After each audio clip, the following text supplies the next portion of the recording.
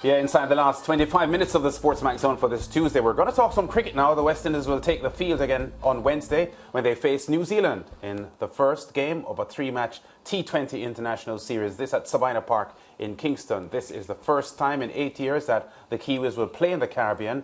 The Windies are coming off a 4-1 T20 home series loss to India. And this is the full West Indies squad. Let's have a look at that now. Yeah. Nicholas Pooran captain, Robin Paul vice captain, Shamar Brooks, Dominic Drakes, Shimron Hetmar, Jason Holder, Akil Hossain, Alzar Joseph, Brandon King, Kyle Mears, Obed McCoy, Kemo Paul, Romario Shepherd, Odin Smith, Devon Thomas and Hayden Walsh Jr. Now ahead of what will be his first match in West Indies colours at his Jamaica home base, Brandon King says the team is confident of playing better cricket than they managed against the Indians. I mean, we're all professionals, so we try to just take the lessons from the last series. Obviously, it wasn't the best series for us, but we also played very good cricket before that. So we're just looking to, we know how we want to play, and we're looking to continue in that way and play more consistently. I mean, obviously, they're a world-renowned team. Their bowling attack is very good. I have played against them before, so I have that experience to draw back on for this series. I think my game has also improved, so I think I'm in a better place to face these challenges and about myself. Yeah, Brandon King there, batsman who will be looking to make some runs here against the touring Black Caps. Fazeer Mohammed joins us to preview this series. Faz, I know usually when we talk to you about West Indies cricket, the discussion isn't very pleasant. How pleasant can you be for this start? Well, what can I say, Lance? It's a difficult challenge. It would have been difficult anyway, because remember, you're talking about New Zealand, one of the best teams in the world. They've made a habit of reaching major finals. They haven't crossed the line as far as taking the title. They were in the World T20 final last year. They've been in the last two World Cup finals. They are the World Test champions.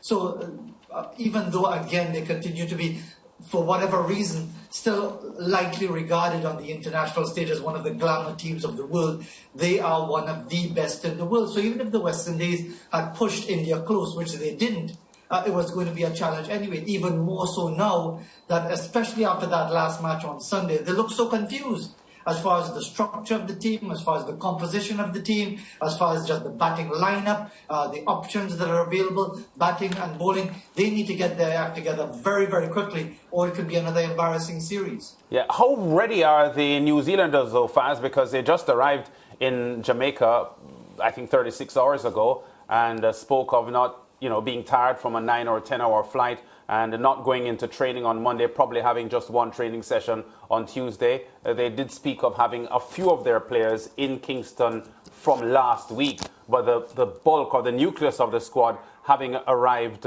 just Sunday night, I think. How ready might they be coming from such a long trip and a pretty lengthy series in the UK? They may be a bit jaded, but I don't know it's the New Zealand way to look for excuses. You get that sense that they're always a unit that talks about playing the game, whatever that game may be. Whether you're talking about cricket, whether it's football, whether it's rugby, which is their real passion in that part of the world. It's not about looking for excuses. And I would be very surprised, depending on how things turn out tomorrow. Let's say the West Indies comprehensively defeat New Zealand. I'll be very surprised if Kane Williamson talks about jet lag or travel or whatever, because this is the modern environment. You don't hear about players complaining with having to travel overnight to get to Dubai for a big money spinning event, or to get to Mumbai for a big IPL contest. That is never a big discussion. So I doubt very much that will be in any way, shape or form part of the New Zealand dialogue come tomorrow. Yeah, well, as you say that, I remember the last time a team complained about travelling, the Bangladeshis, by ferry. Several of them got seasick on the trip to Dominica, and then they completely bashed the Windies.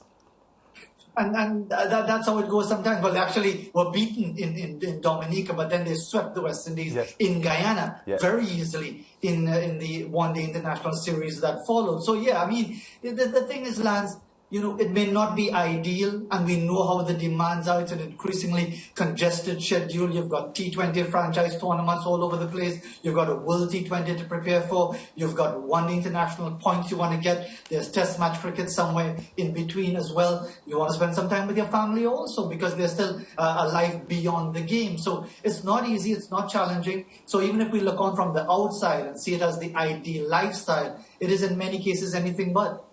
Yes, Faz, and for the last T20 versus India, we saw Jason Holder opening the batting. I would like to say it was an experiment. Do we expect to see him opening the batting again? I hope not, but if you say it's an experiment on what basis? I mean, where is the justification to suggest that in any sort of consideration, in any sort of environment, you would actually want Jason Holder opening your batting in a T20 international, which is why I made the point with Lance just a few seconds ago. It just seems so confused. Even the playing of Hayden Walsh. Again, there seems to be this reluctance to play Hayden Walsh. He only got a game when the series was over, when the West Indies had lost already, and then he came in. And he didn't disgrace himself. But if you're going to make it clear to a player that he's really peripheral, that he's only going to get an opportunity when all the other options have been exhausted, what do you think that player is going to think? So really, it's up to the team. Nicholas Pooran, the captain, the coach Phil Simmons, everyone around to really develop a clear philosophy towards the World T20. Because remember, the West Indies aren't yet in the World T20 proper. They have to qualify. And why we might think it to be a formality, the West Indies certainly aren't in a position to take anything or anyone for granted. Exactly, and we are here now at Sabina Park, and we know that the West Indies have struggled where it comes to adapting to conditions. Do you expect that to change? It might be a challenge, but look, the West Indies have got to realize, and I think most of those players know what is required of them. I don't think any one of them steps onto the field clueless. They may be struggling when it comes to the quality of bowling, because you've had the Indian spinners to deal with. They got all 10 wickets on Sunday. Now you've got the likes of Trent Boult. You've got a full-strength New Zealand team. You've got quality seamers. You've got Ish Sodhi, who's a better than decent wrist spinner as well. You've got a very competitive, world-class team, a team with experience, with quality, and with self-belief. And the West Indies can't really be in a situation where they're undecided. Whatever the conditions, it can't be a situation where if you lose the toss, you lose the match.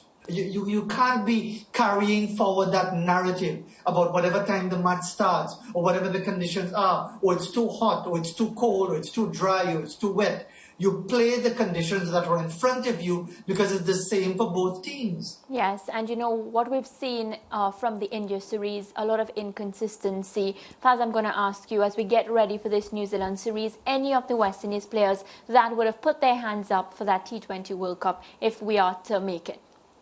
But I think Akeal Hussain is an obvious name that comes to mind when you think about players who've taken their opportunity. We talked about it a couple of weeks ago, about his own mentality and his own sense of belief. Kyle Mayers, I think, is someone as well at the top of the order who deserves a trip to go to that World T20, because he's clearly shown himself to be quite capable in all formats of the game. So there are a couple of players here and there. The cupboard isn't completely bare, Mariah. The issue is, though, that you're seeing a West Indies team that apparently is lacking in self-belief. They appear to be so demoralized against India that it was almost as if they didn't even want it to turn up on the field, given the way that they were performing. But now, yes, it's another series, but it's another formidable team. We might say, well, that one is over, this one has just begun. That's easier said than done. It's really up to the West Indies when they step on the field tomorrow afternoon at Sabina Park to really show that they are ready to compete against one of the best teams in the world. Or again, as I said, it could be quite embarrassing.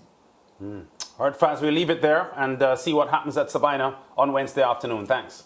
Let's hope so. Take care. Yeah, Fazeer Mohammed there, looking ahead to the T20 series. The New Zealanders touring the Caribbean, and these 3 T20s to be played at Sabina Park before the ODIs. We go to break. Still more to come on The Zone.